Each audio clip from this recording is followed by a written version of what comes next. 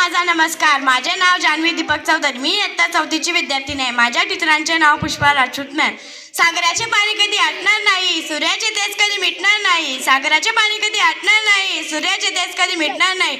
एकच काय 1000 जन्म झाले तरी बाबासाहेबांचे उपकार फिटणार नाही. एकच काय 1000 जन्म झाले तरी बाबासाहेबांचे उपकार फिटणार नाही. सन्माननीय व्यासपीठावरील मान्यवर व गुरुजन वर्ग व येथे जमलेल्या माझ्या मित्रमैत्रिणींनो, सर्वांना माझा नमस्कार. डॉक्टर बाबासाहेब आंबेडकर यांची यशोगाथा सांगण्यास उभी आहे. डॉक्टर बाबासाहेब आंबेडकर हे राज्यघटनेचे शिल्पकार होते, तसेच स्वतंत्र भारताचे पहिले कायदा मंत्री होते. डॉक्टर बाबासाहेब आंबेडकर यांचा जन्म 14 एप्रिल 1891 मध्ये मध्य प्रदेशातील मऊ या गावी झाला. डॉक्टर बाबासाहेब आंबेडकर ते लहानपणापासून अत्यंत हुशार व महत्त्वाकांक्षी होते, विचाराचे होते. शालेय शिक्षण घेत असताना त्यांनी अस्पृश्य म्हणून खूप त्रास सहन करावा लागला, पण ते मुळीच खचले नाही. त्यांनी अस्पृश्य दीनदलित समाजाचा उद्धार करणारे ठरविले.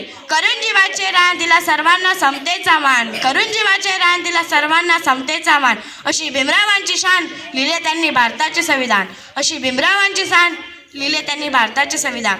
त्यांनी दीनदलित समाजाच्या न्याय व हक्कासाठी अनेक आंदोलने आणि सत्याग्रह केली. त्यांनी सामाजिक भेदभाव करणाऱ्या मनुस्मृती ग्रंथाचे जाहीररित्या दहन केले. डॉक्टर बाबासाहेब आंबेडकर नाशिकमधील काळाराम मंदिर दीनदलितांसाठी खुले केले. महाडच्या 14 तळ्याचा सत्याग्रह केला. डॉक्टर बाबासाहेब आंबेडकर हे एक उत्कृष्ट वाचक व लेखक होते. त्यांनी मूक नायक, बहिष्कृत व भारत समता यासारखी वृत्तपत्र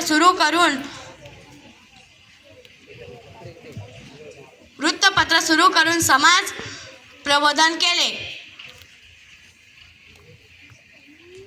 त्यांनी